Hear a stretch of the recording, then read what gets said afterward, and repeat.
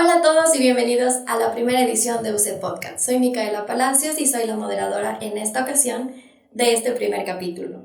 Hoy tendremos un tema muy importante, que es el rol de la Universidad Central en la sociedad ecuatoriana. Para conversar sobre este tema tenemos a tres invitados excepcionales.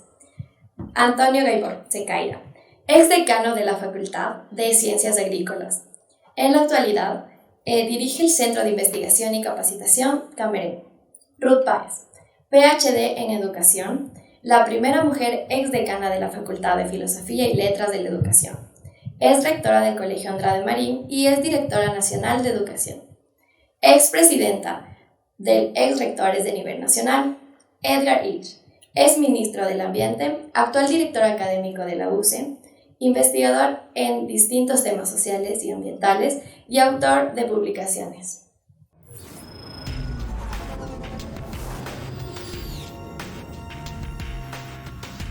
Bienvenidos y muchas gracias por aceptar esta linda invitación. Bueno, para comenzar me gustaría que nos compartan una anécdota personal que represente la importancia de la universidad pública en su vida. Entonces, bueno, Edgar, ¿qué nos puede compartir? Mi relación con la Central, decía al inicio, era una relación a través de los movimientos estudiantiles.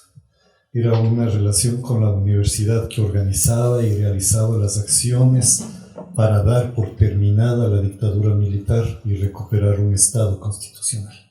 La Central era evidentemente uno de los nortes más importantes en esa dirección. Creo que ese es uno de los rasgos fundamentales de la educación pública.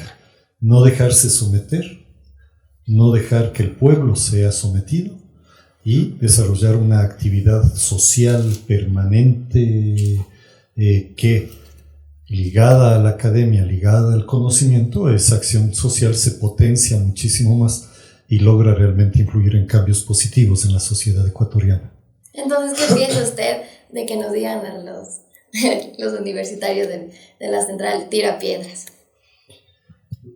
A veces hay que tirar piedras, a veces hay que tirar ideas, a veces hay que tirar otra cosa. Si te dicen que has hecho algo con razones y esas razones son de justicia, que las digan. Porque, ¿qué dirían de Eloy Alfaro en su época? Claro. Sabemos bien todo lo que dijeron, todos los insultos, etc. Pero Eloy Alfaro estaba en el lado correcto de la historia en ese momento del Ecuador, y así podemos poner una serie de otros grandes personajes. La Central no se caracteriza solo por la acción social en términos de acción política, acción militante, acción de protesta. La Central se caracteriza por su acción académica, por la formación de los mejores profesionales del país.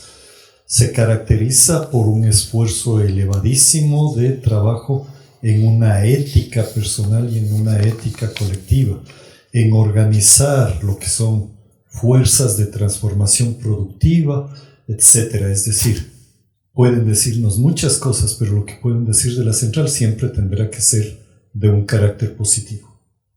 Ok, muchísimas gracias. Usted, Ruth, ¿qué anécdota recuerda? Bueno, en la vida estudiantil y profesional hay muchísimas anécdotas, pero una fundamental que marca la vida a veces uno tiene que recordarla siempre, ¿no? En una sociedad machista en la que vivimos, en décadas pasadas era todavía mucho más acentuado esto, ¿no? Hoy se ha superado un poco algunas cosas, hay que reconocerlo, pero no totalmente. Pero en todo caso, cuando yo profesional me iniciaba en el Colegio Luciano Andrade Marín, pues tuve el honor de ser también ahí la primera mujer rectora de un colegio.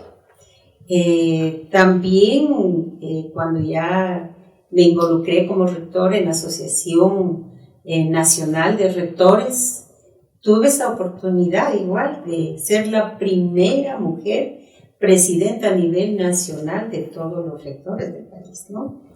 Entre otras dignidades que de igual manera, pensándolo ahora bien, analizándolo bien y recordándolo, me tocaba eso, ser la primera mujer que abrió ese camino, que abrió esas puertas para otras mujeres, y fue el caso aquí en la universidad también, en la Facultad de Filosofía, Letras y Ciencias de la Educación.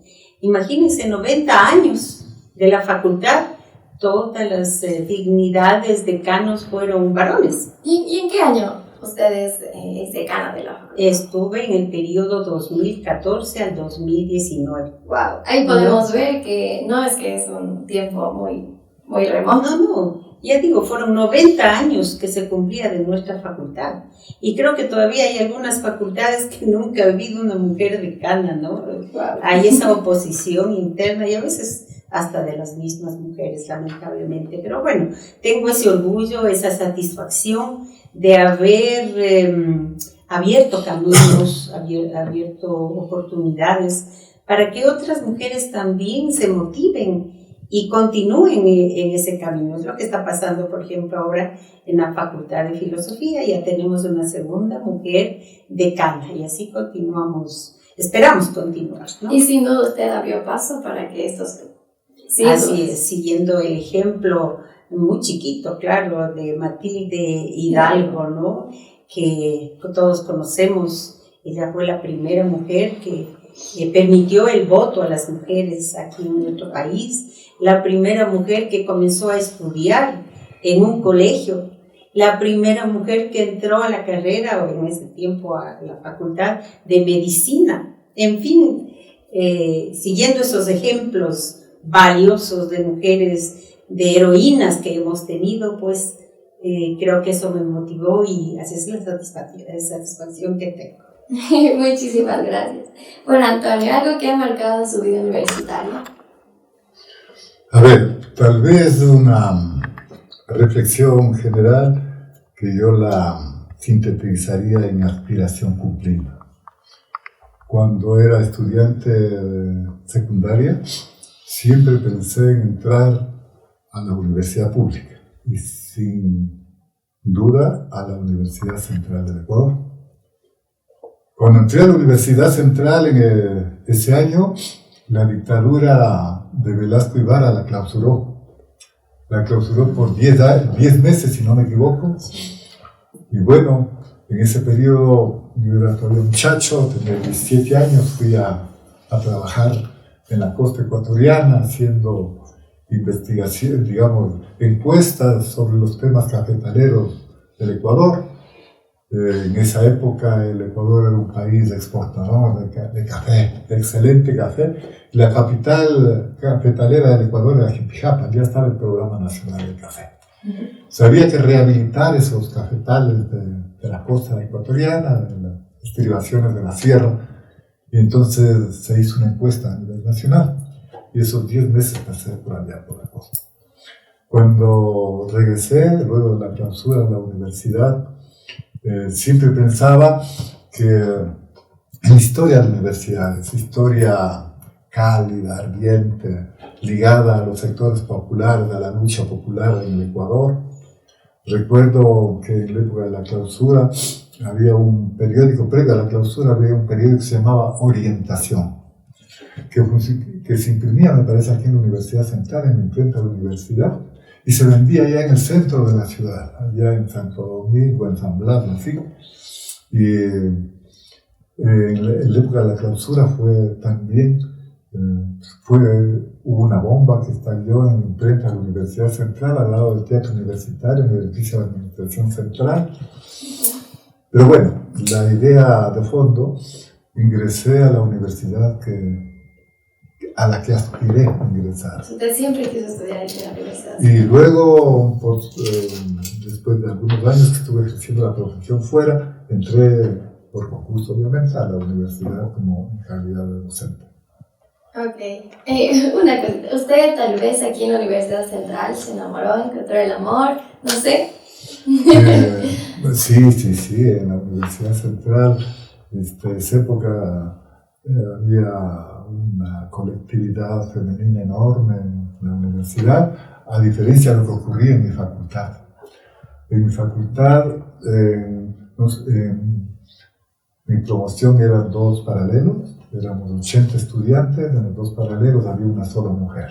una heroína de haber triunfado en la universidad, graduado en la facultad, en medio de esa juventud, con esos criterios todavía no superados totalmente del machismo estudiantil. Claro, una mujer entonces en una todo mujer en los dos paralelos. Wow. Y, o sea, ¿siguen frecuentando con sus amigos de la universidad? ¿Tienen alguna...? ¿Sí o no? ¿Como jubilados? O sea, no, con su universidad. Los estudiantes cuando estudiaban en la universidad y siguen frecuentando ahora con sus amigos de ahí o no. Sí, en mi caso sí. Yo estudié en la escuela en ese tiempo de psicología educativa, ¿no? Entonces, entré justo en el año que ha entrado Antonio también, porque ese año fue la clausura pues, de la universidad y nosotros de la Facultad de Filosofía. También fue ese año el del ingreso libre.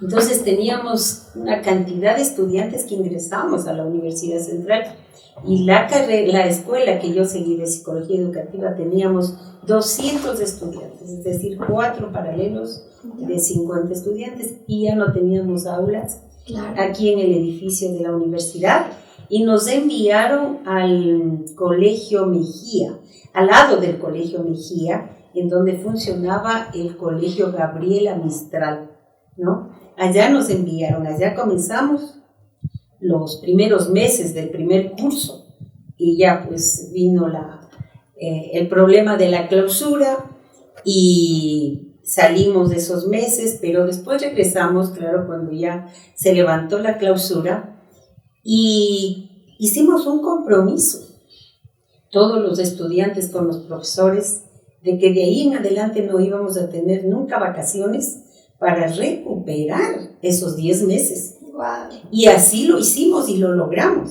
Es decir, realmente nos graduamos en los 4 años, pero sin tener vacaciones, ¿no? Y con un horario extendido hasta las 10 de la noche. Recuerdo, yo salíamos bien tarde con la última clase que era del seminario de educación para la sexualidad, que fue el único que se realizó, porque obtuvimos un diploma de orientadores para la sexualidad. Es que estoy a las órdenes, por favor, cuando se les ofrezca.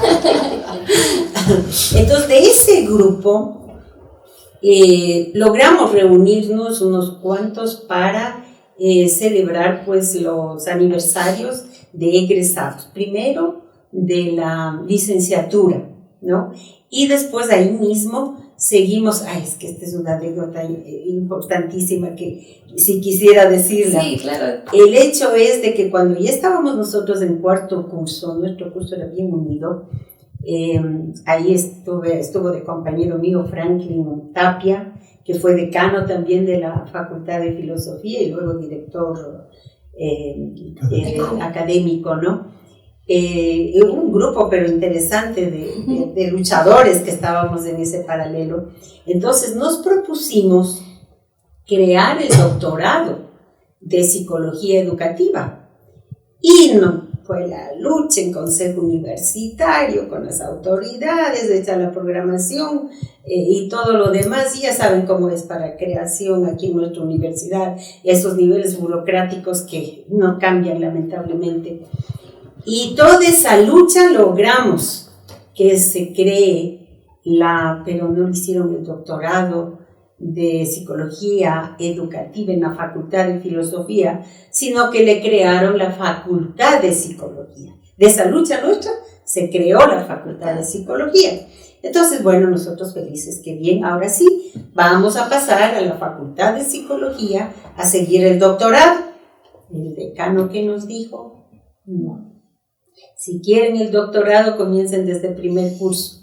Ahí nos quedamos con los churros hechos nosotros.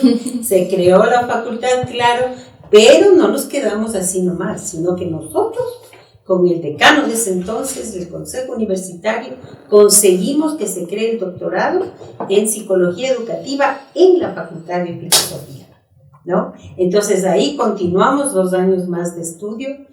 Y ese doctorado nunca nos reconocieron como maestría, porque era más que maestría, sí, era todos los días clases. Claro. y de una investigación intensa con Polo Lavalle y todo, eminentes maestros que teníamos, ¿no? Pero bueno, conseguimos, nos graduamos de doctores. Entonces ese grupo continuó reuniéndose. Yo soy la coordinadora de ese grupo, justamente de WhatsApp. En WhatsApp, pero no, también nos reunimos presencialmente. Claro. Franklin fue inclusive hace unos pocos meses atrás rector de la Universidad de Indoamérica, y ahí nos reuníamos permanentemente, y ahora todavía continuamos viendo. Personas exitosas y juntas. Así es. ¿Creen ustedes que ahora los jóvenes tenemos más oportunidades para entrar a la universidad, más acceso que antes? Bueno, a ver, creo que la universidad cambió mucho con el libre ingreso. Fue el resultado, desde luego, de una lucha del movimiento estudiantil por largos años. Recuerdo la matanza, me parece que fue en el año 68 en la Universidad de Guayaquil. Eso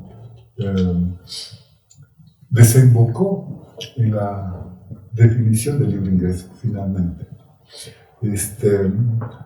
La Universidad Central era relativamente pequeña y tuvo un crecimiento hipertrofiado enorme. Eso se reflejó también en la infraestructura, lo que contaba Ruda hace un momento. Ustedes recuerden que para enfrentar el déficit de aulas de la Universidad Central se establecieron aquellas aulas que prefabricadas se utilizaban en las escuelas rurales. Y eso pasó en algunas universidades del Ecuador, cuando yo vuelvo a Machala, Guayaquil, había ese tipo de infraestructura. Entonces, la universidad ha cambiado mucho. Como les decía antes, voy a poner el ejemplo de mi facultad. En mi facultad, una mujer en 2 paralelos. Creo que no pasaban de 5 mujeres en toda la escuela de ingeniería agronómica. Cuando regresé de profesor, a los 6 años me parece, encontré ya un número importantísimo de mujeres. Y lo más importante, tal vez, es el hecho de que todos los años premiamos a los estudiantes que más se han destacado en calificaciones. Y curiosamente la mayor proporción de los premios se llevan las mujeres. Es muy interesante. Cuando recorremos las universidades del Ecuador, en la costa, en la sierra, no voy a dar nombres, pero omitiendo el nombre, llegué a una universidad que tenía que dar una conferencia a las 5 de la tarde en la costa, y de pronto vi una cantidad de estudiantes que entraban a clase. La inmensa mayoría eran mujeres. Pero ya ha cambiado también la arquitectura de la composición de género en las mujeres, en las facultades. Antes la mayor parte de las mujeres ¿a dónde iban? A filosofía, ¿verdad? A administración. Hoy las mujeres están en las ingenierías, en la medicina, en todas las carreras. Y eso no es un fenómeno exclusivamente de la central ni de la universidad pública. Sino a nivel. Es una característica general. A nivel mundial también se podría decir. Y es decir, la universidad creció en términos de número, pero también en términos de composición social. Cuando yo entré a la universidad, yo creo que no la Universidad Central, ni la Universidad de Guayaquil, ni las universidades públicas en general eran donde se educaban los pobres del Ecuador. Claro. Hoy la composición social de la universidad pública ha cambiado notablemente. La Universidad Central es una universidad de pueblo.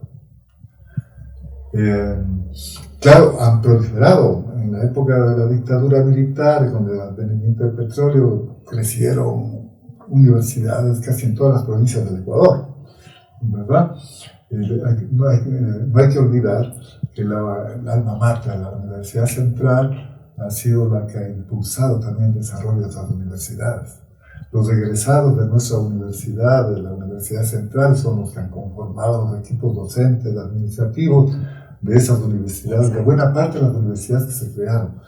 Entonces, ahí tiene un rol también trascendente de la universidad.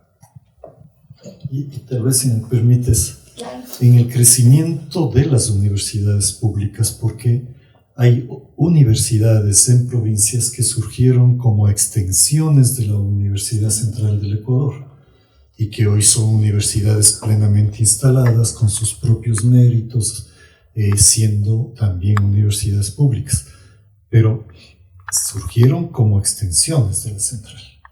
Y en la parte de ingreso, así como ha aumentado el porcentaje de compañeras mujeres, ha aumentado también el porcentaje de personas que corresponden a pueblos y nacionalidades del Ecuador. Esto todavía limitado, todavía por debajo del porcentaje de personas de pueblos y nacionalidades que existen en la sociedad ecuatoriana. Nuestro porcentaje sigue siendo menor. Ahora en las modalidades de ingreso está estipulado, ¿no es cierto?, una cuota para facilitar ese ingreso y ser un poco más equitativo. Y lo último tal vez es señalar que, claro, con el libre ingreso comenzaron a llegar efectivamente hijos de obreros, hijos de campesinos a la universidad. Y esa se fue convirtiendo en una tónica.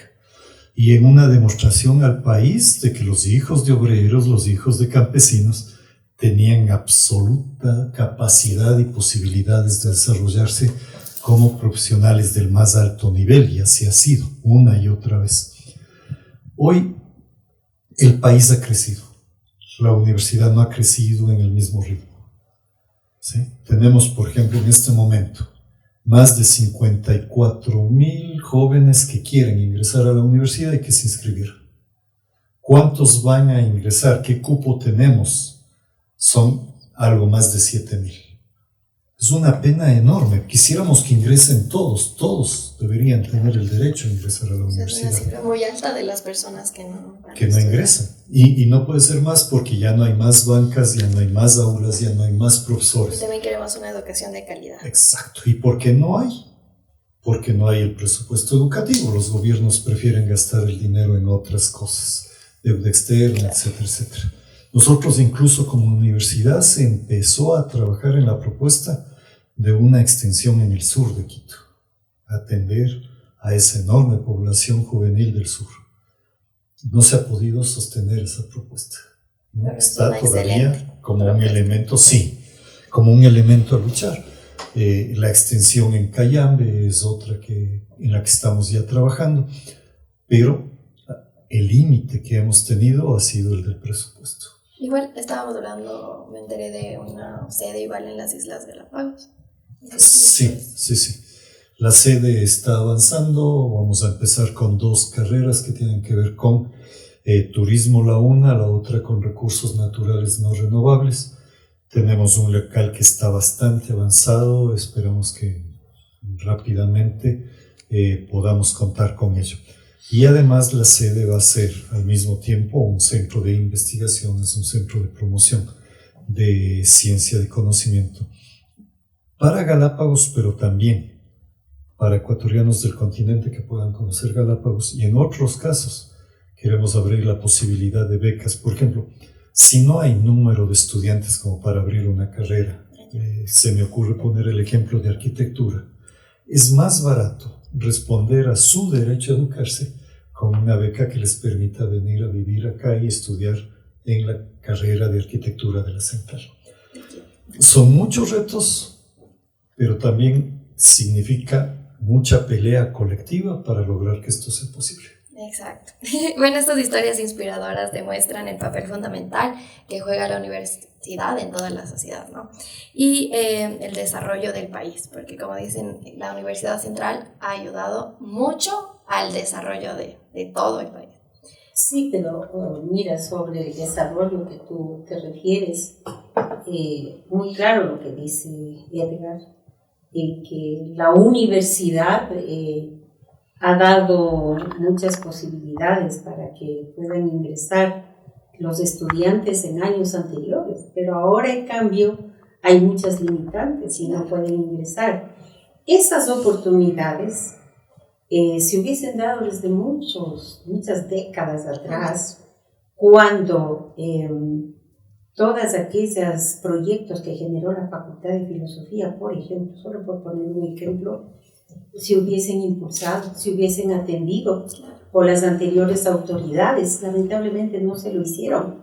Ahí está la sede de Galápagos. Eso tiene muchísimos años que lo creó la Facultad de Filosofía. Tenía sus carreras, sus profesores con nombramiento y su presupuesto para comenzar la construcción, que ahora sé que está avanzando por fin. Eso quedó ahí, botado, olvidado. Claro. Y como no cumplió los parámetros de acreditación en la evaluación que hicieron, él se cerró, simple y llanamente. Eso pasó con el descuido de las anteriores autoridades.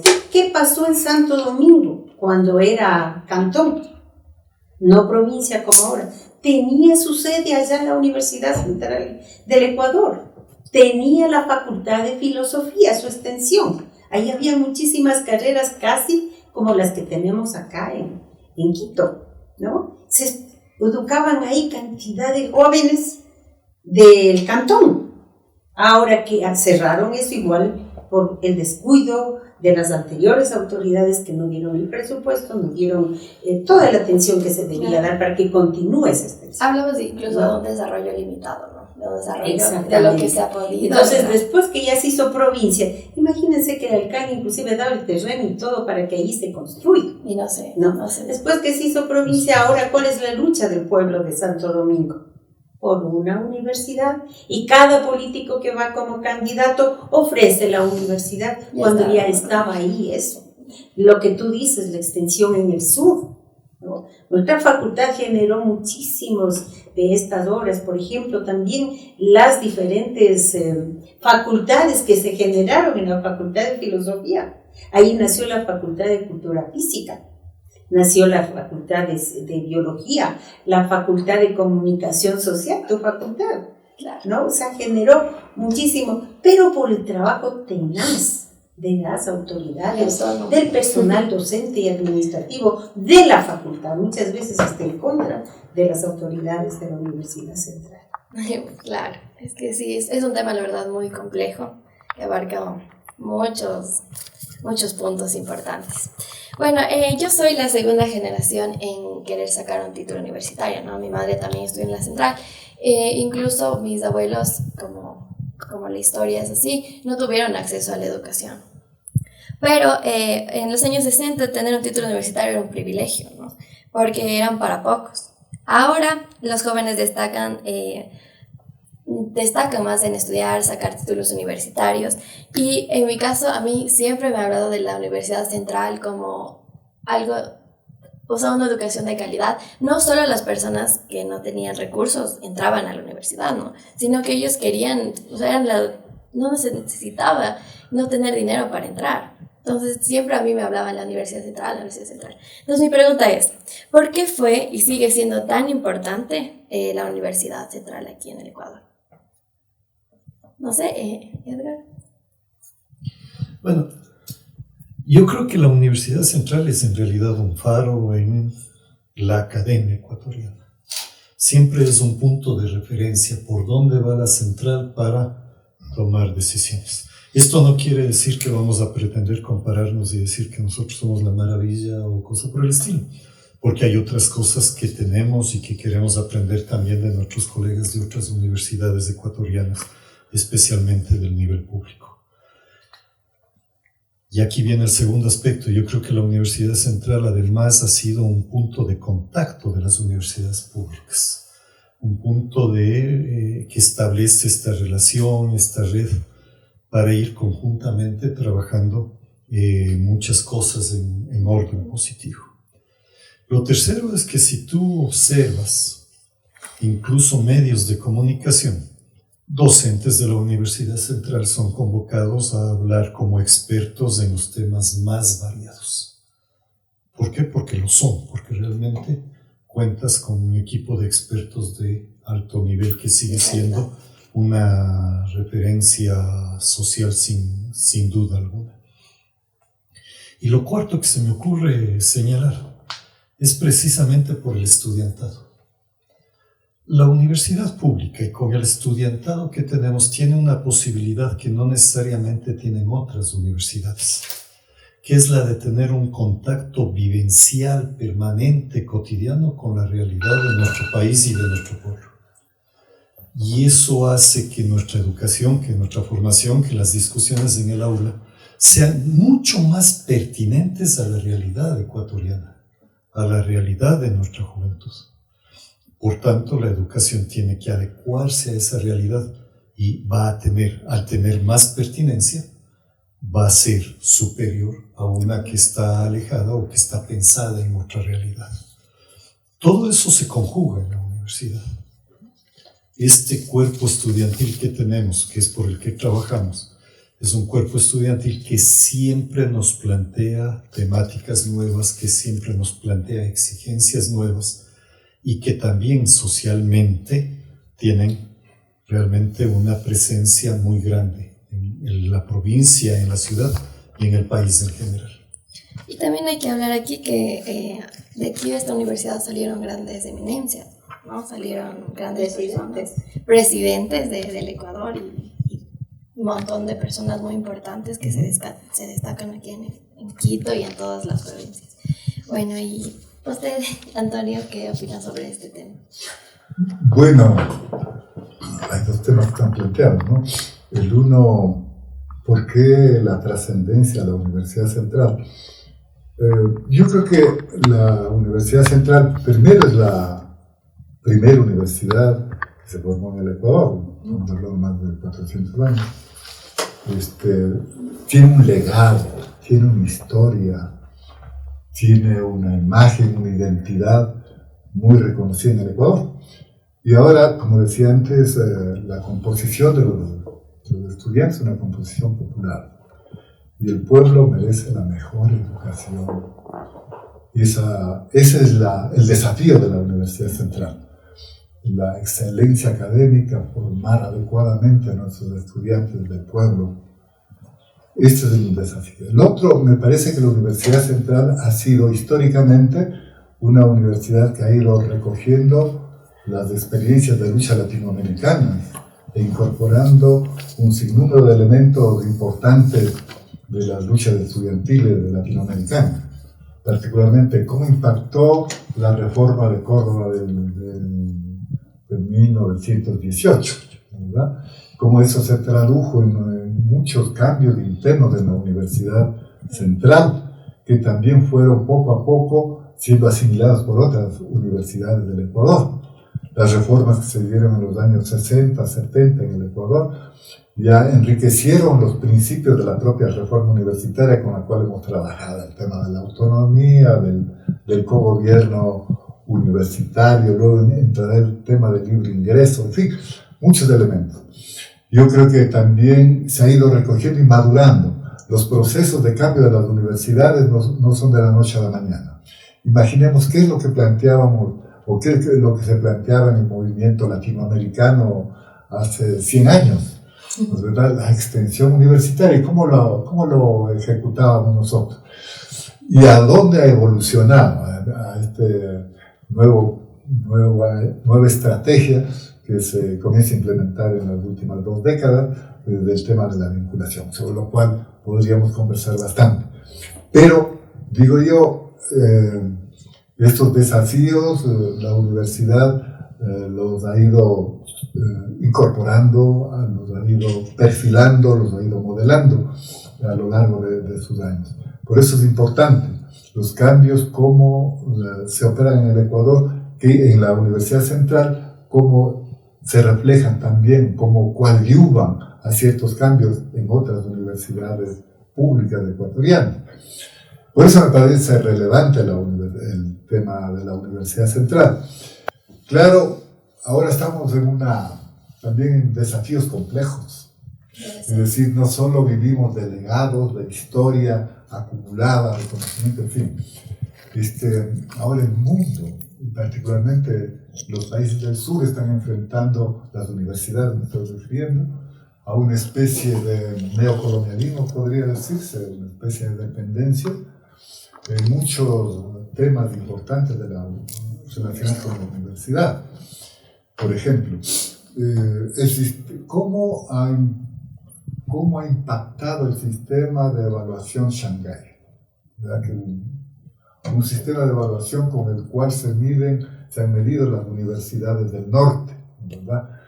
Con variables complejas que pueden tener solo universidades grandes. Es decir, ¿cuántos premios Nobel tiene la universidad? La Universidad de Harvard, la Universidad de Chicago, el MIT, el Instituto de California o el Instituto de Zúrich, ¿no es verdad? Son universidades con una larga historia, con un recurso gigantesco, en fin. Cómo nosotros estamos sometidos, por ejemplo, a ese tipo de medición. Si no estoy entre las 100, entre las 200 que están dentro del ranking de Shanghái, pues ya son universidades de segundo o de Esa tercera. presión se siente. Otro tipo de temas. Claro. Yo digo, el propio sistema de docencia, el propio sistema de escalafón que se van creando en nuestras universidades, ¿no? Es decir, yo he criticado mucho en el caso del Ecuador lo que yo llamo el paperismo. El paperismo es escribir cualquier paper con un objetivo.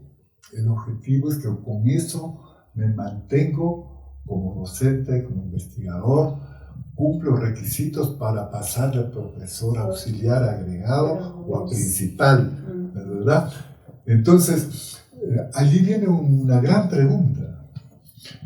La universidad pública está en la obligación no solo de formar buenos profesionales, sino de realizar investigación. La pregunta mía es, ¿quién pone las preguntas de investigación en la universidad ecuatoriana, en la mayor parte de las universidades nuestras? Yo creo que las preguntas de investigación deben salir de este proceso articulado que debe haber entre la docencia, la investigación y la vinculación. Es decir, si voy al campo, estoy trabajando en los temas agrarios, las preguntas de investigación deben salir desde allá, tanto para investigación básica como para investigación aplicada. Y también, es decir, la universidad tiene que responder. Hay una especie de sofisma, creer que el proceso de vinculación, lo que se concebía como extensión, es que los universitarios vamos a enseñar. Yo creo que eso es equivocado. Yo creo que es un proceso de aprendizaje de las dos partes. Es un tema dialéctico. Voy con mis estudiantes a trabajar en el campo en procesos largos, ¿no es verdad?, de acompañamiento, de apoyo a los procesos, voy a hablar como agrónomo, de los procesos productivos, organizativos en el campo. Allí se forman los estudiantes. Los doctores, los másteres también van a aprender allá, ¿verdad? Pero también vamos un poco a apoyar los procesos de desarrollo. Entonces, esta parte, es decir, entonces en estos procesos de vinculación y de investigación, mejoro los procesos académicos porque enriquezco el conocimiento. No basta el conocimiento universal, general. Creo que la clave de nuestras universidades es generar un conocimiento desde la práctica, desde la praxis. Esos procesos de investigación que ayudan a la transformación de las realidades concretas. Pues me parece a mí que este tema de articular los procesos de docencia, investigación, vinculación y con esto apoyar el desarrollo de la innovación tecnológica son procesos que todavía nosotros estamos construyendo en el Ecuador. Hay experiencias extraordinarias de universidades pequeñas, medianas, de la central, ¿no?, donde grupos de estudiantes, de docentes, que abandonaron ese viejo esquema de la investigación individual, ¿verdad?, individual, unidisciplinaria. Ahora se junta un conjunto de profesores, se unen estudiantes de pregrado, de maestría, de doctorado, y empuja un proyecto de investigación con los sectores populares, en este caso sectores campesinos, de la costa, de la sierra, de la Amazonía, ¿verdad? Y los resultados de esos procesos de investigación que se publiquen en Science, está bien, ¿verdad? Pero que también se publique, como hacen muchos investigadores, equipos de investigadores, que se publique en lenguaje popular también para los sectores con los cuales se está trabajando. Es decir, el proceso de investigación, de vinculación y de docencia debe estar articulado de esta forma. Y creo que sí hay experiencias interesantes en el Ecuador. Yo cuando me refiero al colonialismo universitario, de ponernos como referentes siempre las universidades grandes del norte, por supuesto con una riqueza impresionante, ¿no es verdad?, de producción intelectual, cultural, científica, ¿no es verdad? Pero nosotros estamos en otras condiciones. Creo que los mismos procesos de evaluación docente, los sistemas estos de evaluación que nos han metido las autoridades de las instituciones públicas de educación superior, son sistemas en los cuales los profesores están distraídos de la carpintería administrativa, perdón, carpintería entre comillas, ¿no es verdad?, lejos de estar trabajando los temas de investigación, de vinculación, de mejorar la docencia, los métodos, en fin. Entonces, eso. Es que hasta ahora predominan, ¿no?, los poderes hegemónicos. Y a veces no ven los subalternos, que también son un conocimiento muy amplio. Bueno, yo le vi a usted como que quería aportarnos algo, que estaba de acuerdo. Frente a las exposiciones de Edgar y Antonio, ya me vieron diciendo todo. Pienso que han descrito muy bien el contexto en el que se desenvuelve la Universidad Central del Ecuador, la universidad pública, en términos generales. Y hay que resaltar ese hecho para ver la importancia de la universidad. Y el otro hecho es de que exactamente es una universidad del pueblo. Sí. Por lo tanto, es un grupo diferente al que se educa en la universidad privada. Los fines, los objetivos son diferentes. En todo caso, pues, en estos contextos nuevos, muy bien dicho, no podemos vivir del prestigio, de la fama, de los éxitos que ha tenido la universidad y fracasos también, claro, sino que tenemos que crear nuevos ambientes, nuevas modalidades, nuevas orientaciones, hablemos de nuevas políticas, nuevas pedagogías, modelos pedagógicos, pero que los vayamos creando nosotros, los maestros, conjuntamente con los estudiantes. Los que viven esta realidad. Y con la misma comunidad. Estamos en una época diferente realmente. Entonces, ¿cuál es la misión fundamental de la Universidad Central del Ecuador frente a esta realidad, frente a estos contextos? Es formar, sí, a los futuros profesionales, pero no solamente pensando que entregarles conocimientos científicos es nuestra total responsabilidad, de ninguna manera. Hay que desarrollar en ellos el pensamiento crítico, innovador, reflexivo, colaborativo, muy bien dice Antonio, no el trabajo individual, que es un trabajo que prácticamente no da muchos frutos. En cambio, el trabajo colectivo. El trabajo colectivo es muy valioso, muy importante, y eso permite, por ejemplo, el trabajo de la investigación y la vinculación con la sociedad, ¿no? Hoy sí existe un cambio importante en eso. Estamos hablando de que desde los primeros semestres ya tiene que hacer, ya es parte del diseño curricular, la docencia, la investigación y la vinculación con la sociedad. Es decir, el estudiante, la juventud que entra a la Universidad Central ya va aprendiendo, pero no solamente con un discurso, una cátedra dictada como era antes, la conferencia y más, sino que tiene ese conocimiento en el campo mismo en donde va a futuro a trabajar. En nuestro caso, la Facultad de Filosofía, por ejemplo, ya va desde los primeros semestres a las instituciones educativas de los diferentes niveles, al nivel inicial, el nivel básico, el bachillerato, ¿no? Entonces se involucra. Naturalmente, su primer acercamiento es un acercamiento solo de observación, por ejemplo, ¿no? Guiado por tutores que muchas veces son los mismos compañeros compañeras, pero de niveles superiores, ¿no? Luego ya en semestres intermedios ya comienzan a participar en diferentes actividades, y cuando están ya en los semestres finales prácticamente ya casi dirigen una institución.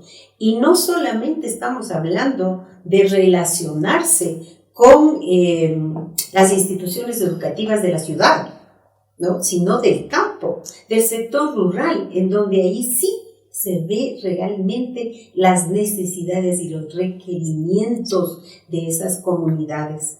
Hemos tenido una experiencia, por ejemplo, muy importante cuando fui decana, de realizar estas prácticas preprofesionales de las estudiantes y los estudiantes, porque aunque hay poquitos, pero sí pasan de 5 o 6 en toda la carrera, los varones que ingresan a seguir esta carrera, ¿no? Entonces se involucran en estos centros infantiles que carecen de todo, absolutamente de todo.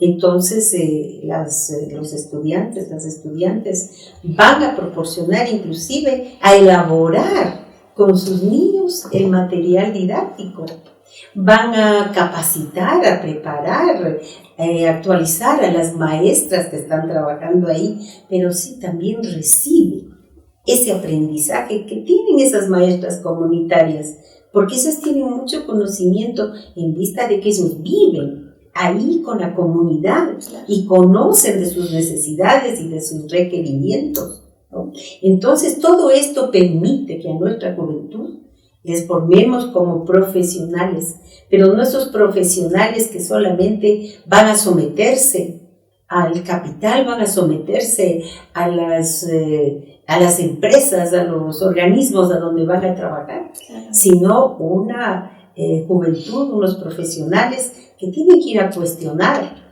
Claro, tienen que saber cómo cuestionar, porque si no le cuesta el puesto de trabajo, ¿no? Ya, pero tienen que convertirse en esos ejes transformadores de esa sociedad, de esa empresa, de esa institución en la que vayan a trabajar. No queremos, y creo yo que todos trabajamos en ese sentido, la universidad de la obediencia, como nos convirtieron realmente en las últimas décadas, ¿no? A través de la creación de estos organismos que rigen la educación superior. Esto tienen que hacer los parámetros de evaluación, estos son los parámetros del diseño curricular, estos son los parámetros para vinculación, etcétera, etcétera. Algo se ha avanzado en los últimos cambios de diseños curriculares y de metodologías. Algo ya se permite, al menos, que los maestros trabajen en la elaboración de esos diseños curriculares, porque antes lo que se hacía es dar el modelo, decir, pongan ustedes las innovaciones, pero el momento en que se ponía, se enviaba la programación al CES, simple y llanamente no aprobaba, ¿no? Entonces, esto es fundamental que nosotros pensemos en que estos profesionales deben formarse para ser buenos profesionales primero, pero sobre todo con conciencia social. Bueno, me quedé un poco con lo que dijo de la individualidad, y yo siento que esta sociedad vivimos ahora en la era de la individualidad, ¿no? Y yo creo que esto rompe lazos sociales definitivamente. Y no, deberíamos trabajar con la colectividad, como dijeron, y como trabajan igual las partes rurales y las partes urbanas. Bueno, para continuar, ¿cuáles son los principales desafíos? Bueno, ya me han dicho un poco más o menos, ya hemos hablado, pero ¿cuáles son los principales desafíos que enfrenta la universidad pública, ¿no? En este caso, la Universidad Central. Quiero empezar con algo que hace referencia a lo que han dicho Ruby y Antonio, las formas de evaluación, etc. En Europa, la Unión Europea llegó a un acuerdo que es un plan Bolonia de cómo hacer la vida universitaria y la movilidad estudiantil. A América Latina esto llegó con un proyecto que se llama Tuning. Y los jóvenes saben, tuning es entonarse. Te están diciendo, tú no pienses con cabeza propia, solo entónate a lo que esta política europea dice. Entonces, primer gran reto, hacer una educación para nosotros. Simón Rodríguez, el maestro del Libertador Bolívar, tiene entre sus frases geniales una que decía que si no inventamos, erramos, si no inventamos, si no hacemos algo nuevo, nos equivocamos. Y en medida que estemos copiando a otros, nos vamos a equivocar. Tenemos que hacer algo nuevo.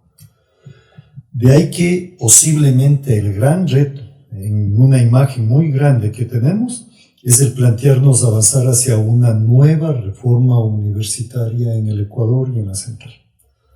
Cambiar totalmente nuestra perspectiva de cómo organizarnos, de cómo relacionarnos con la sociedad, de cómo desarrollar la ciencia al más alto nivel, de cómo generar este diálogo que hacía referencia Antonio entre el saber universitario y el saber ancestral, el saber popular, de cómo dar respuesta a esos grandes problemas. Ahí voy a hacer otra cita, porque uno de los grandes educadores universitarios de América Latina, Lorriaga, ex rector asesinado de la Universidad Centroamericana, señalaba precisamente que la excelencia de una universidad en América Latina no es parecerse a Harvard o a Oxford, como decía un expresidente ecuatoriano de los últimos años.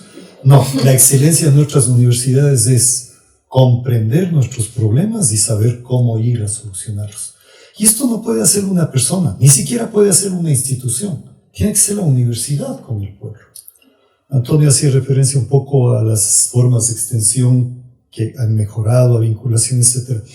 Pero hemos tenido experiencias lideradas por la Central en que los estudiantes de arquitectura iban a planificar urbanísticamente un barrio, los de ingeniería a planificar todo lo que eran las construcciones de la infraestructura, los de enfermería a atender a los niños más pequeños, los de veterinaria a atender a las mascotas y perritos callejeros, etcétera, etcétera.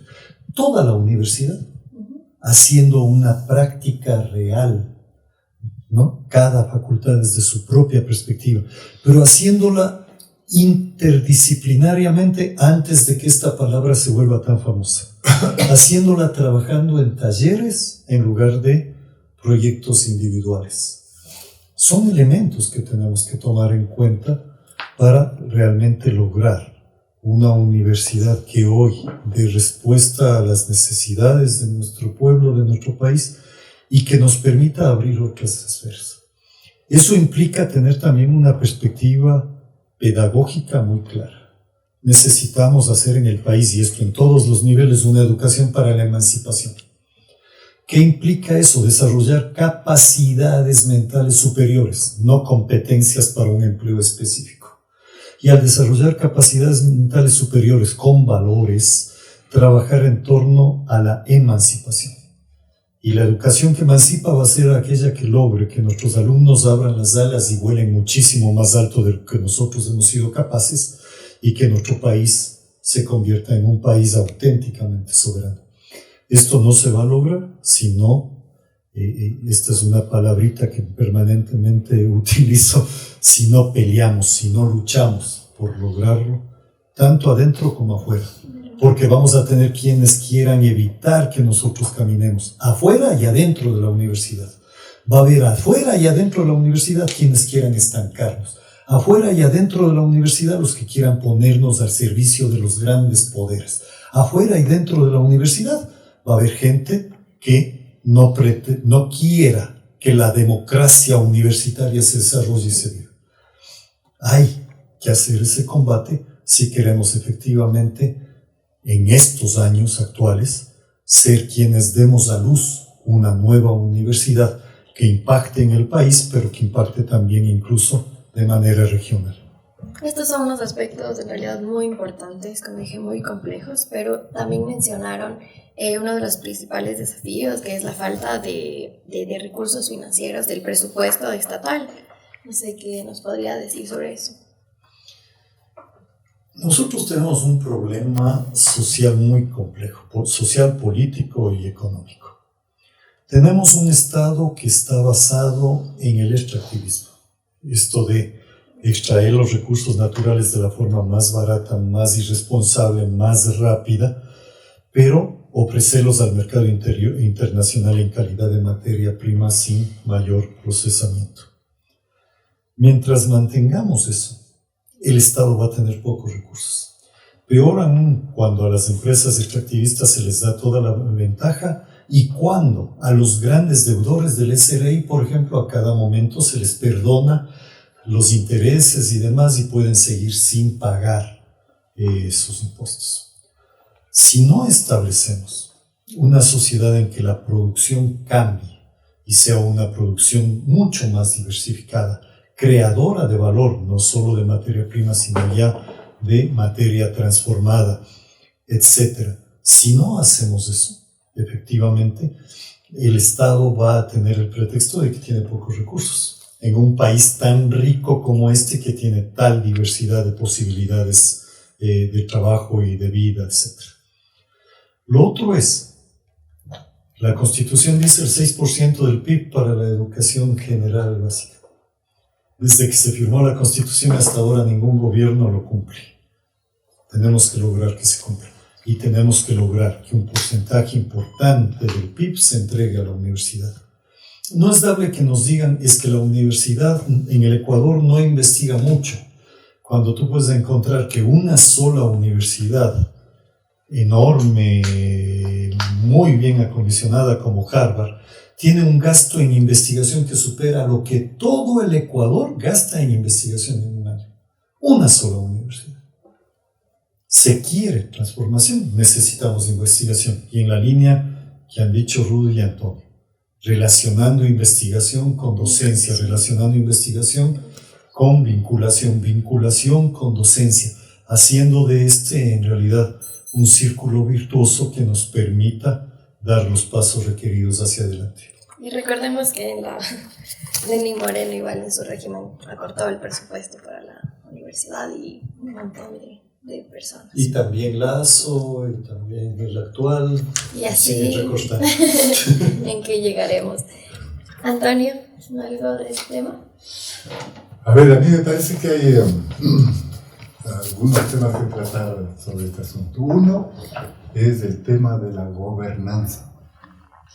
Yo creo que para lograr una adecuada articulación entre los procesos de docencia, investigación, vinculación e innovación, requerimos una gobernanza nueva que le apueste a procesos realmente de cambios profundos de la universidad.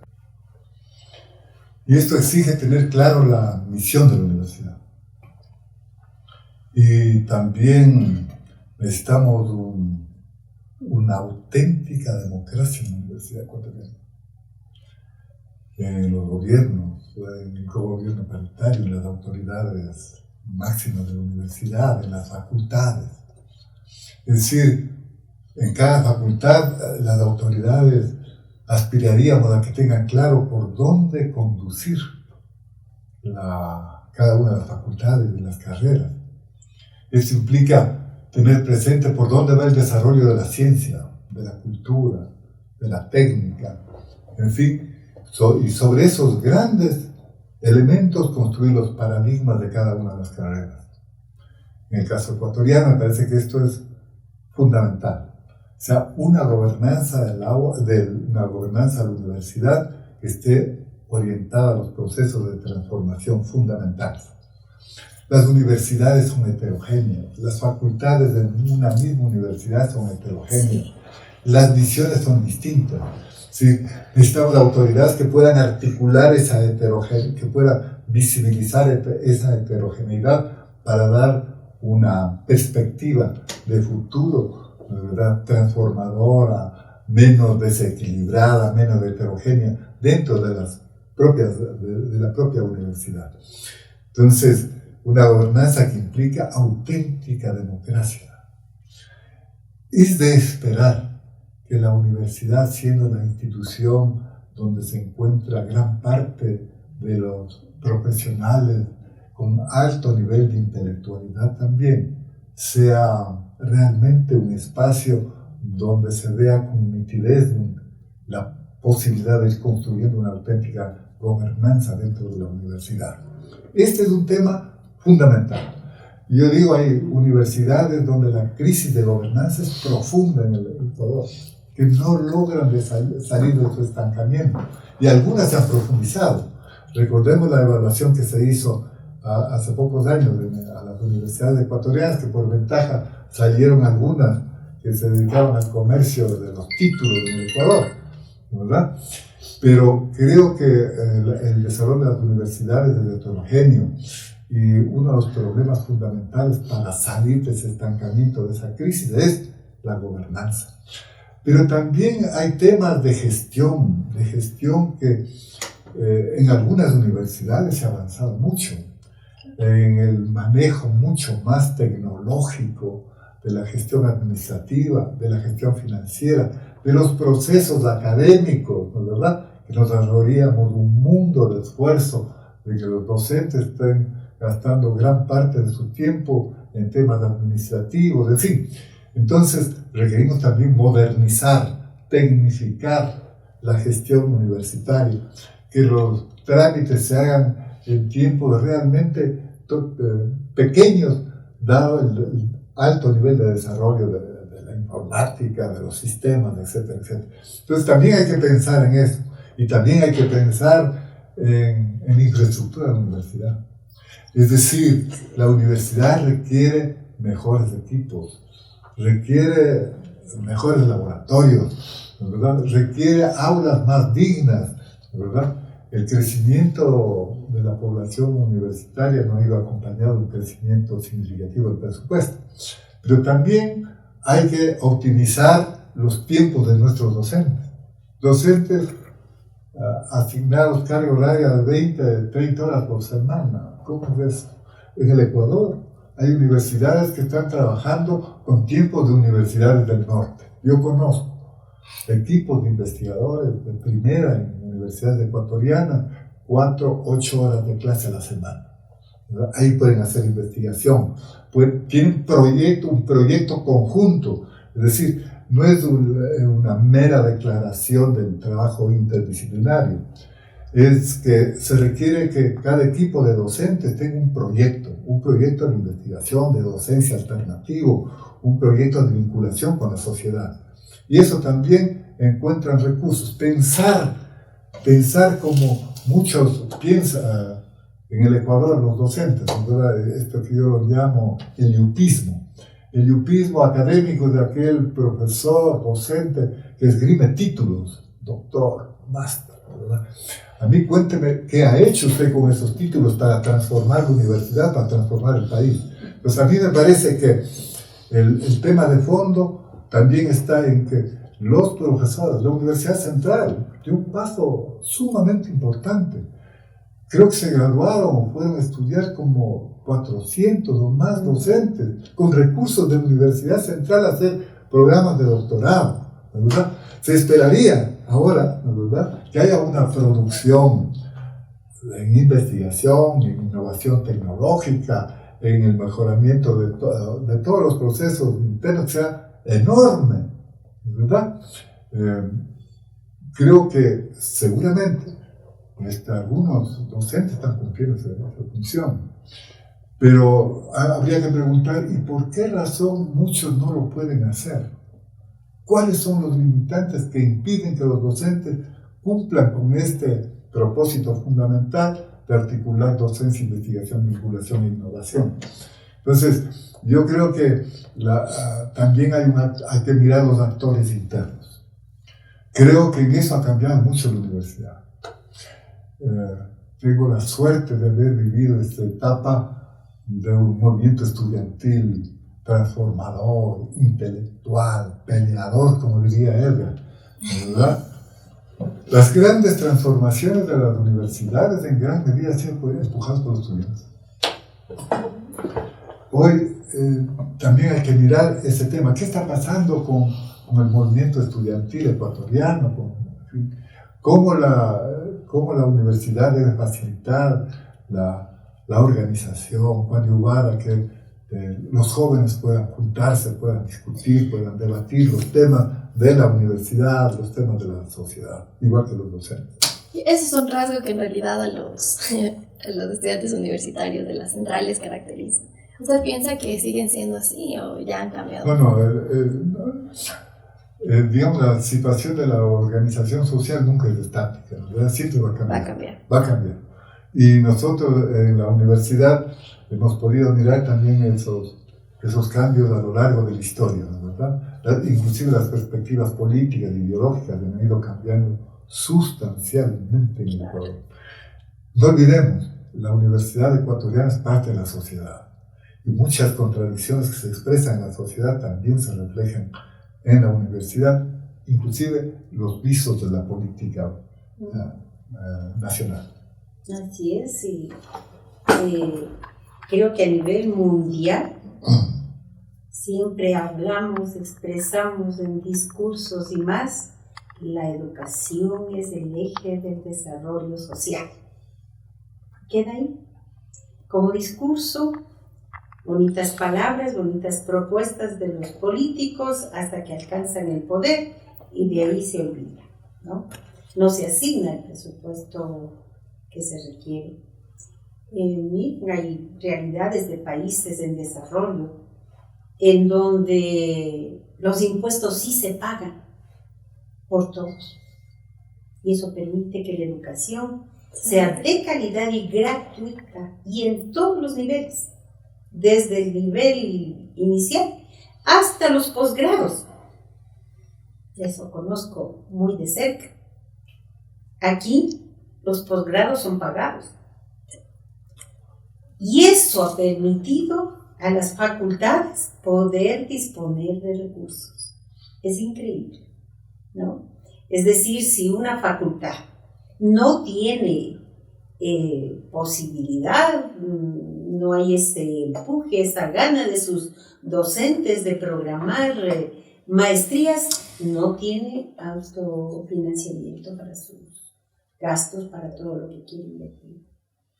En nuestra facultad hemos tenido muchísimos posgrados, las maestrías, y eso nos ha permitido mejorar en infraestructura y en tecnología, ¿no?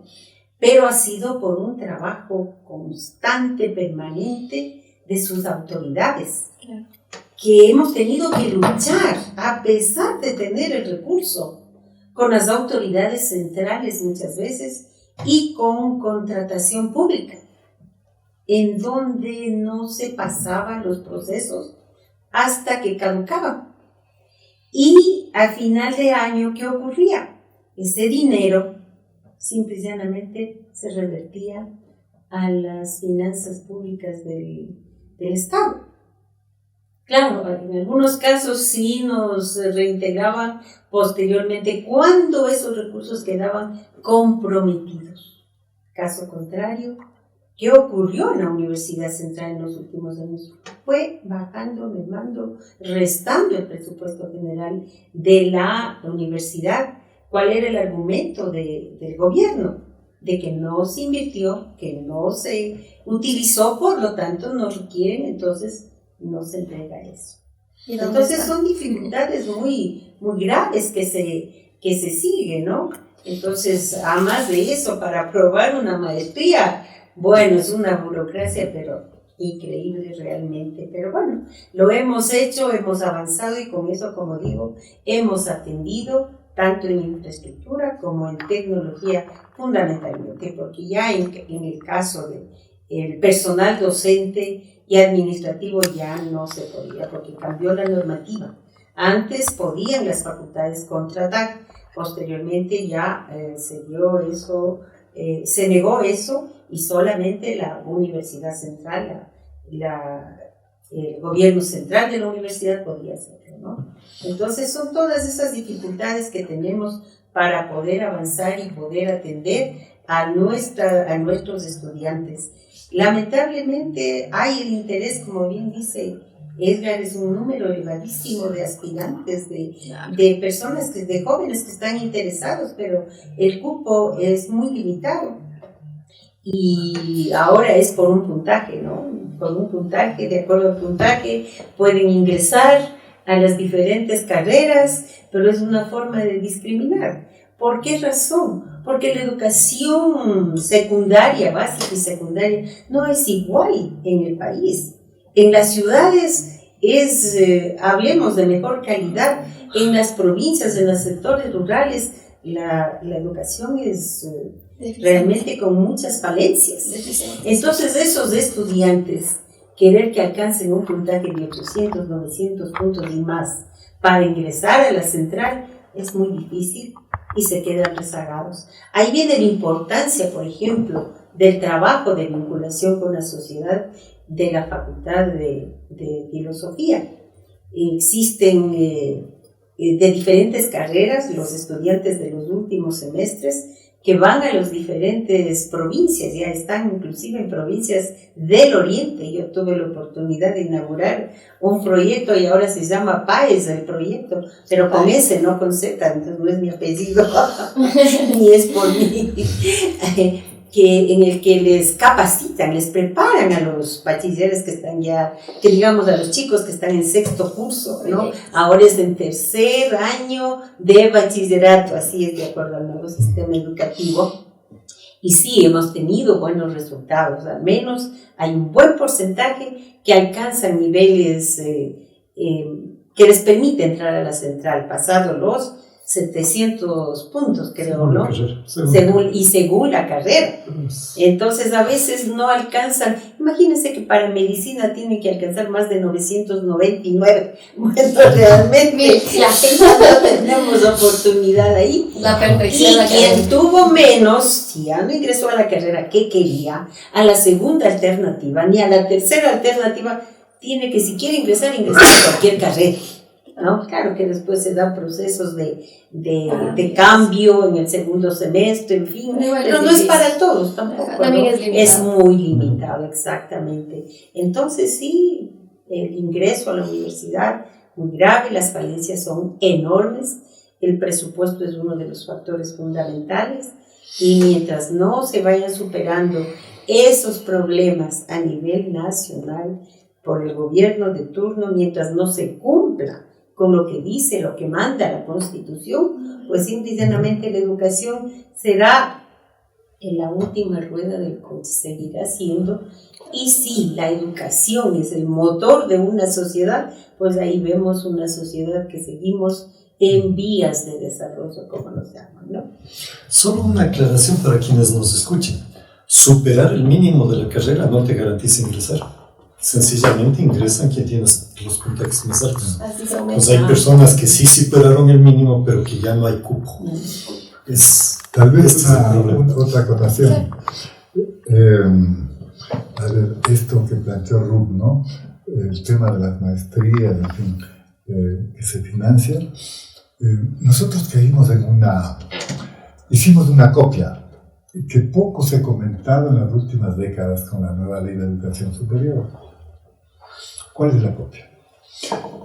La formación en Francia o en Estados Unidos. ¿Cuál es la formación, el título universitario primario?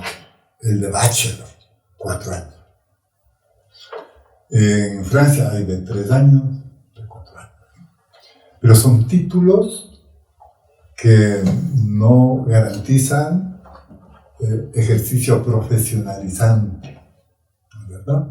Entonces, usted con el bachelor en Estados Unidos, 4 años, hace maestrías de diferente tipo, hace doctorado, con los cuales ya puede ejercer una profesión en específico. En el caso ecuatoriano, no recuerdo de la Facultad de Medicina, pero siempre la carrera más larga era medicina, creo que llegaba a 7 u 8 años. 8 años. En mi carrera, en ingeniería agronómica, nosotros hacíamos 5 años de carrera, 1 año rural. Los que iban a INEAP generalmente hacían tesis de ingeniero de 1 año a 2 años a tiempo completo, becados en el INEAP. Eso era un ingeniero agrónomo. Hoy hace, ¿cuántos? 4 años, nos da 8 semestres, más 1 de monografía, que no es una tesis de investigación, realmente. ¿Cómo se puede hacer una tesis de investigación en 4 meses? Imposible. Entonces, ¿qué pasó? Copiamos, ¿verdad? Ahora, bajamos en la mayor parte de las profesiones a 8 semestres, o sea, 4 años. Sale profesional a los 9 semestres, 4 años y medio. Una diferencia. ¿Y qué ocurre? Ahora, para poder ejercer la profesión, el médico tiene que hacer alguna especialidad, pero eso ya cuesta. Nosotros está garantizado en el Ecuador la gratuidad de la enseñanza de tercer nivel, no la maestría, no el doctorado. Cierto, en muchas partes del mundo los doctorandos son autofinanciados, son financiados de tal con proyectos de investigación. Profesor que está en un programa de doctorado, ¿verdad? Tiene un proyecto de investigación, ese proyecto de investigación está financiado por la misma universidad o por organismos, pienso en México, o el CONACYT, ¿verdad? Pues tiene un proyecto de investigación y él es responsable de los productos de investigación que hacen sus estudiantes de doctorado o de maestría en ciencias, ¿verdad? Entonces hay otros procesos para generar investigación a través de la formación en maestría y doctorado, por el aporte que da en la generación de conocimiento, ¿verdad? O en innovación tecnológica, ¿verdad? Pero en el Ecuador este juego poco lo hemos debatido. Si pasamos de repente de este modelo que acabo de mencionarlo a este otro que nos impuso en el último año. Bueno, sin duda son desafíos importantes, pero también con todo lo que hemos hablado para finalizar, ¿qué propuestas pueden fortalecer el rol de la universidad pública? ¿No? Ya nos dijeron un poco de algunas propuestas, pero es un poco más concretas que ayuden a los desafíos, a sobrepasar todas estas adversidades.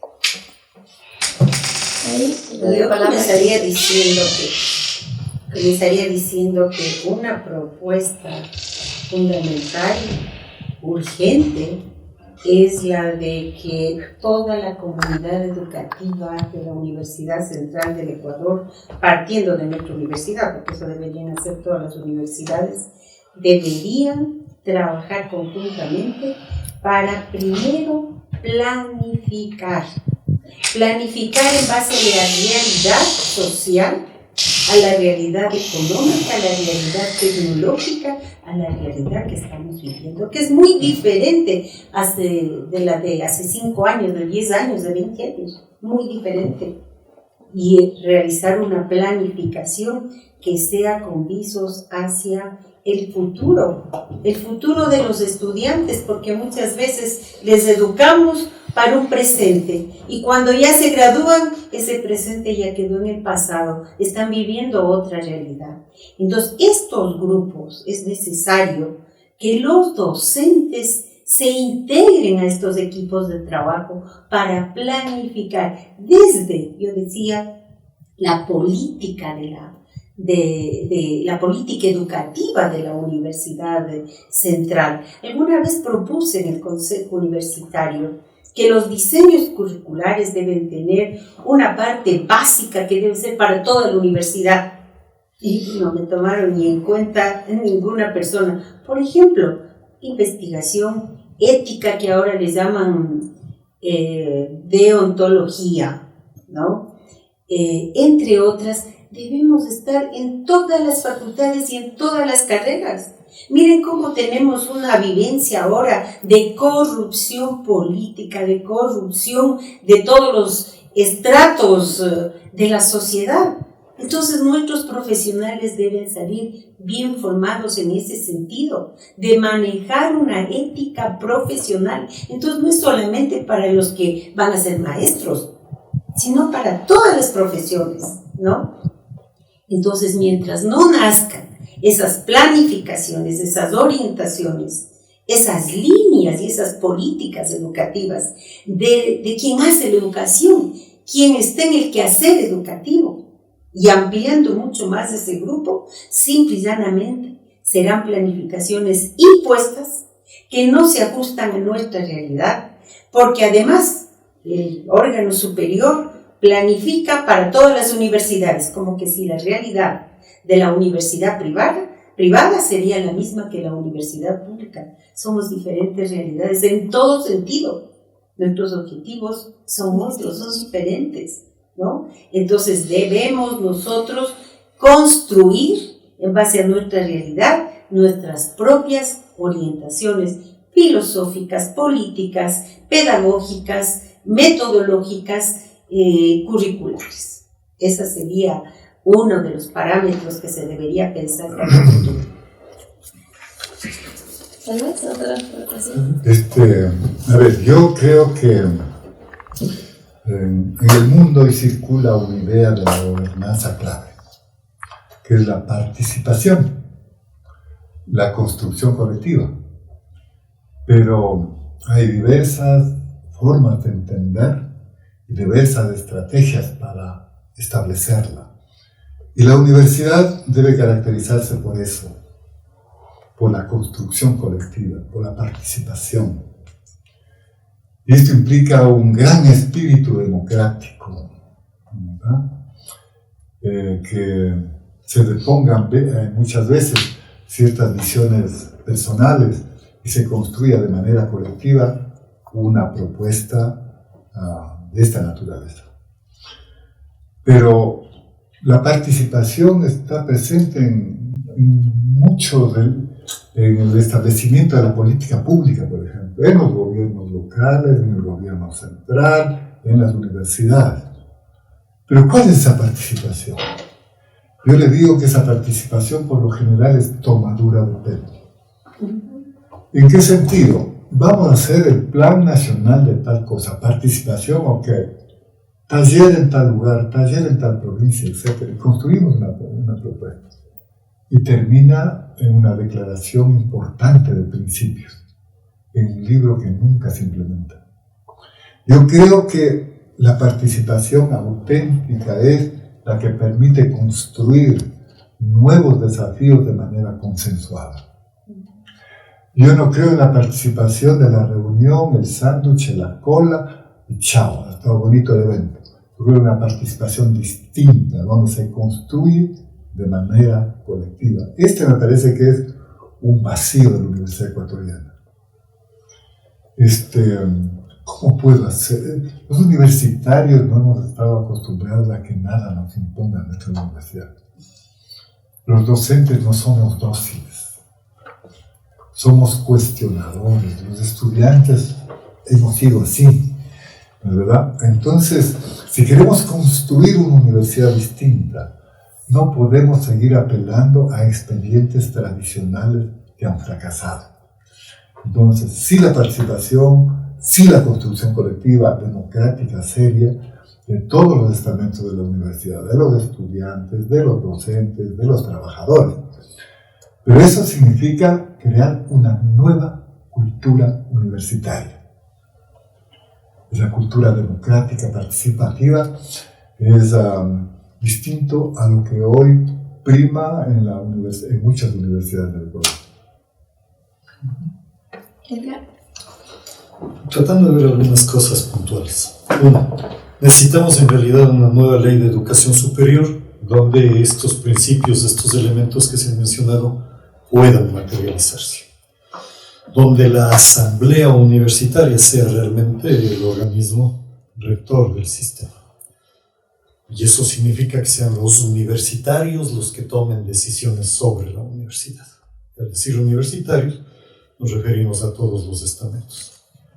Eso tiene que ver con nosotros porque tenemos que actualizar el estatuto de la Universidad Central, que está con una serie de elementos ausentes, propios para años anteriores, no para la actualidad. Y eso nos va a obligar a cambiar todo.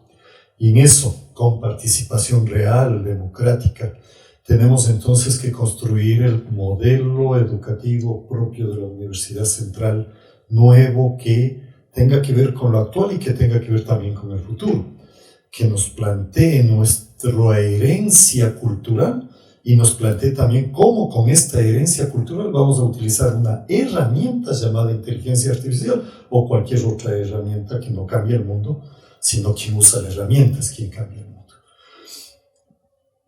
Luego, abrir un gran debate sobre cómo hacer la educación hoy en día, cómo hacer incluso los procesos en aula. Antonio hizo referencia a los sistemas de evaluación, también Ruth, a los sistemas de evaluación que se impusieron a la universidad. Para quienes no los conocen muy directamente, la mayoría son burocráticos y son cuantitativos. Pero uno se pregunta, ¿en qué medida esto me ha ayudado a ser un mejor maestro? ¿En qué medida esto me ha ayudado a tener una mejor relación con mi estudiantado? ¿En qué medida ha ayudado a que el estudiantado aprenda más y mejor? Y vamos a ver que la mayoría de los sistemas de evaluación no tienen nada que ver con eso, que es en lo que deberíamos entrar.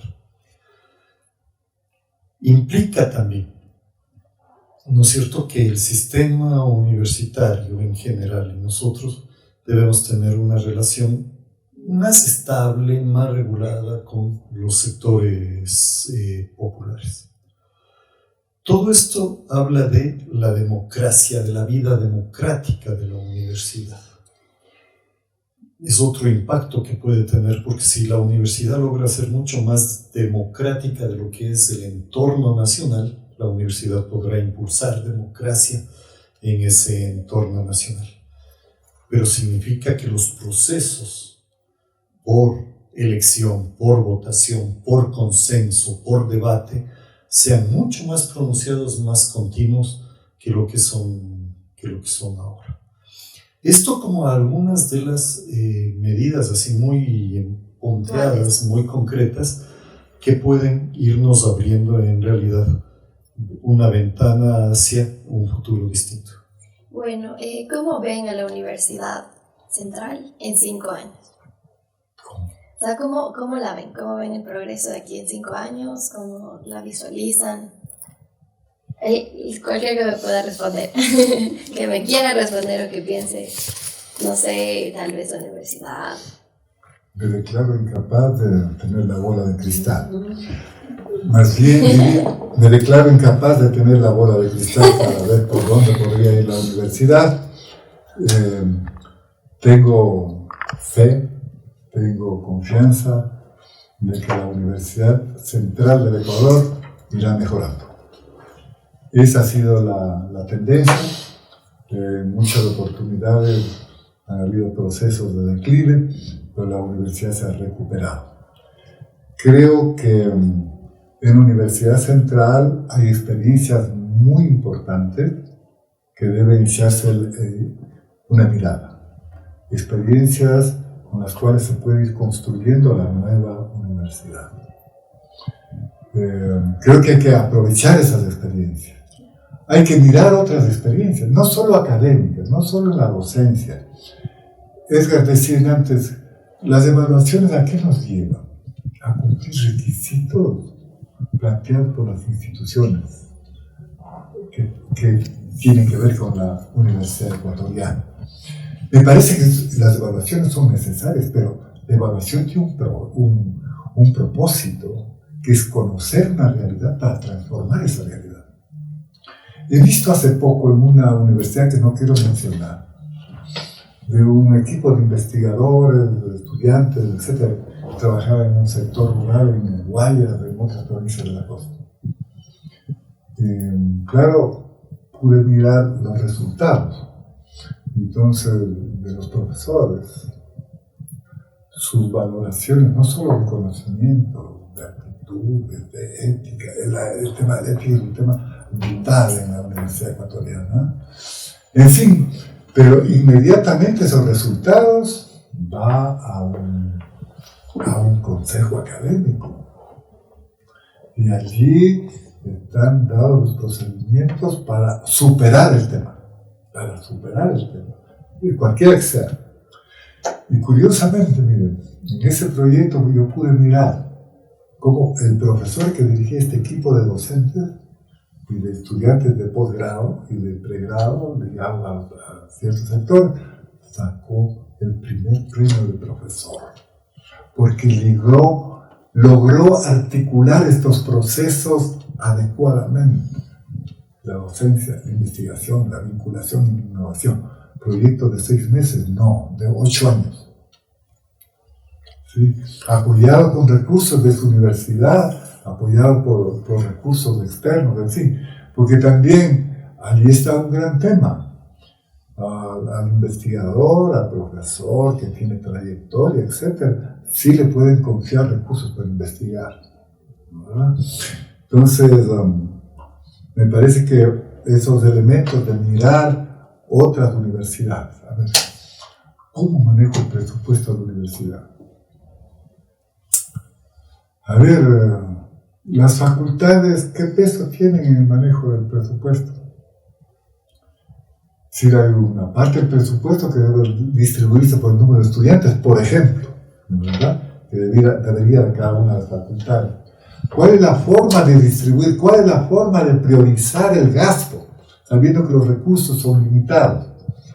Experiencias democráticas en el Ecuador por ejemplo, definición de participación, de presupuesto participativo, ¿verdad? Desde esos elementos pueden involucrar a los estudiantes, a los empleados, a los docentes, y no siempre lo que resulta del consenso, del debate, coincide con lo que planteaba el decano o la autoridad, el director de carrera. De pronto hay otras prioridades dentro de los estudiantes. Por lo tanto, también un desafío de la universidad es no solo la democratización, sino la descentralización.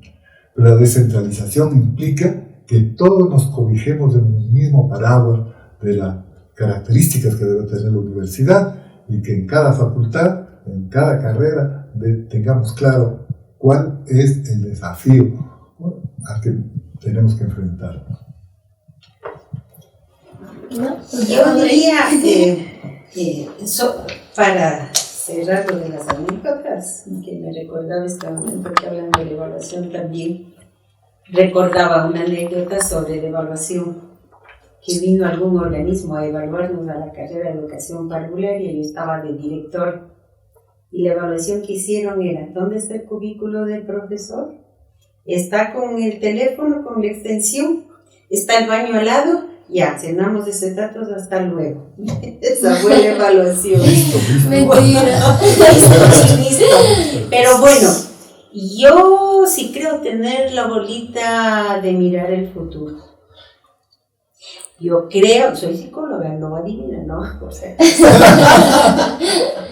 no, sí somos adivinas. Yo creo que si se comienza a nivel interno y externo a respetar los procesos democráticos en los que estamos viviendo, se va a seguir, yo diría continuar, porque en unos pocos meses ya se han visto cambios importantes.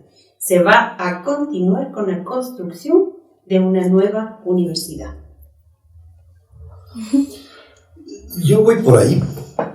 No veo el futuro, pero soy muy optimista. Creo que vamos a superar todas estas trabas, todas estas actitudes antidemocráticas, y que si se cumple el plan de gobierno de las actuales autoridades, podemos en realidad tener procesos de transformación sumamente importantes. Esto implica, de hecho, que tenemos que trabajar con ganas, que no podemos dejar de hacerlo. A veces hay gente que dice, es que no nos quieren dejar trabajar, cierto, pero igual, tenemos que trabajar. Y tenemos que trabajar bien.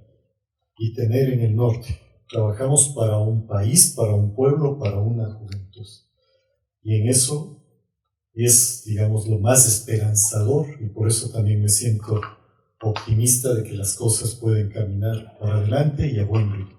Me encantó, eso fue un excelente cierre. Incluso yo hablo por todos los estudiantes que estamos en la central. Esperamos igual tener una educación de calidad, una educación que nos merecemos. Y bueno, hablar por todo, ¿no? Muchas gracias a nuestros invitados por sus valiosas ideas y aportes. La universidad pública juega un rol fundamental en la sociedad ecuatoriana y es importante que todos los sectores trabajemos juntos para fortalecerlo. Esperamos que sigan nuestro podcast, qué temas quieren que hablemos, qué opinan sobre la Universidad Central, y doy paso ya a mis amigos, diría yo, por este espacio tan lindo, para que puedan pues despedirse y ya, eso. Empiezo. Muchísimas gracias por la invitación, muy lindo estar aquí con amigos tan prestigiosos y queridos. Es también muy lindo poder soñar y soñar con los pies en la tierra, soñar con las ganas de que los sueños se conviertan en realidad. Gracias. Muchas gracias. A ver, siempre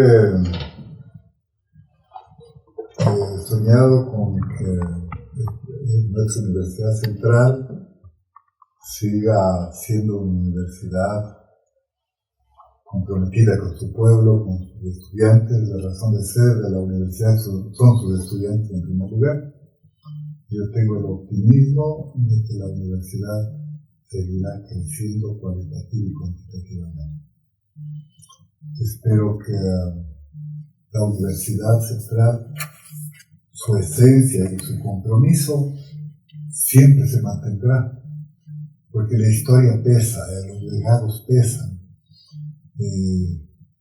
La institucionalidad de nuestra universidad está firmemente arraigada en sus estudiantes, en sus docentes, en sus trabajadores y sobre todo en la sociedad ecuatoriana.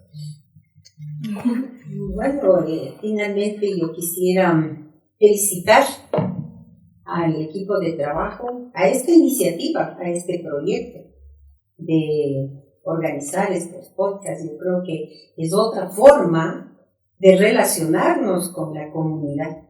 La Universidad Central, su comunidad educativa, me refiero a todos quienes se conforman, debe estar directamente comunicándose, informando a la sociedad ecuatoriana, no solamente a la familia de quienes se educan acá, sino a toda la sociedad ecuatoriana. Somos un referente, por lo tanto, nuestro pensamiento, nuestras ideas y nuestro accionar debe ser una orientación para el pueblo ecuatoriano. Ellos están pendientes, están esperando la voz de la Universidad Central, no solo de sus estudiantes, ¿no?, cuando salen a protestar, sino de sus docentes, que opinan de todo lo que está ocurriendo en todos los campos, porque aquí hay facultades en todas las ramas, en todas las áreas. Entonces, el pensamiento del docente es orientador, pero esa voz no solamente debe estar hacia sus estudiantes, es un grupo muy pequeño,